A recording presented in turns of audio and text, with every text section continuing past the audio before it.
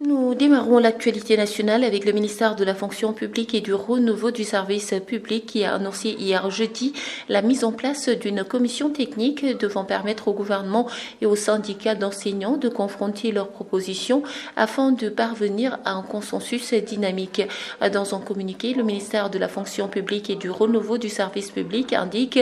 que cette commission technique dont les travaux seront bouclés dans un délai de 15 jours maximum a été mise en place au sortir d'une réunion entre le gouvernement et les syndicats du G7. Cette rencontre était axée sur la problématique du système de rémunération et celle du corps des administrateurs scolaires. Et puis, Macky Sall, il est actuellement hors du pays, mais avant de quitter Dakar, le chef de l'État a averti ses ministres mercredi dernier qu'à son retour de voyage, il nommera un premier ministre et mettra en place un nouveau gouvernement. Le président Macky Sall a fait ses adieux au gouvernement lors de la réunion hebdomadaire du Conseil des ministres de mercredi dernier. D'ailleurs, il a annoncé que c'était le dernier Conseil des ministres de ce gouvernement puisqu'il allait nommer un premier ministre dès son retour de voyage. Et puis, pour terminer, suite aux affrontements du 24 janvier 2022 ayant opposé des troupes de l'armée nationale sénégalaise en mission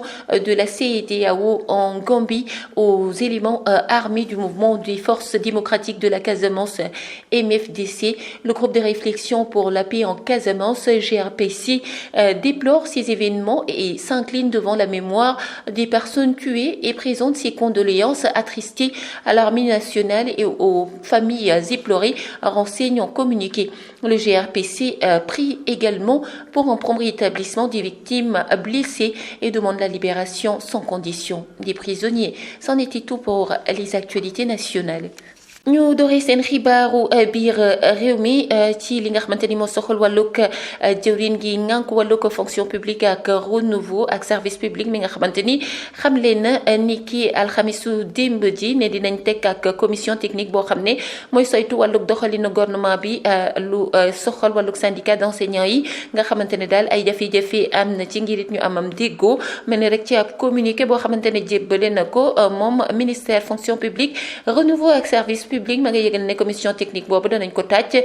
ginnaaw rek ci ab délai bu toll ci fukki fan ak juróom ngir rek daal di saytu ab doxalin bu yees ginnaaw ab réunion bu nga xamante ni gouvernement bi ak syndicat yu G7 yi defoon nañ ko loolee lépp mi ngi jëm ci saytu doxalin bu yees boo nga xamante ne dina dimbali ñëpp ñi yëngu ci wàllug jàng meek jàngale mi ñu daal di waxtaane président Macky Sall di njiitu réew mi ginnaaw ba nga xamante ne rek tàggoo na ngir daal di génn réew mi daal di rek defam tukki wu gàtt nee na bu dellu si fas yéene na waxtaan ak ñi nga xamante ni ñoo di ay jëwrinam ndax dafa fas yéene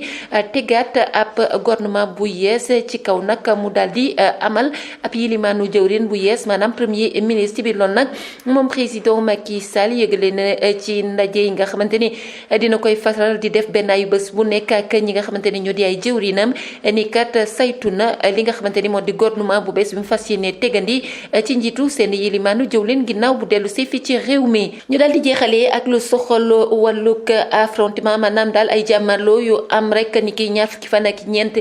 ci weeru janvier ci diggante l'armée bu Sénégal ak ñi nga xamante ni rek ñoo di waa MFDC ginnaaw ba nga xamante ne ñoom waa l'armée bi dañ nekkoon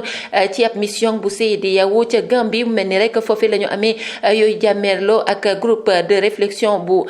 saytu wàllug rek maanaam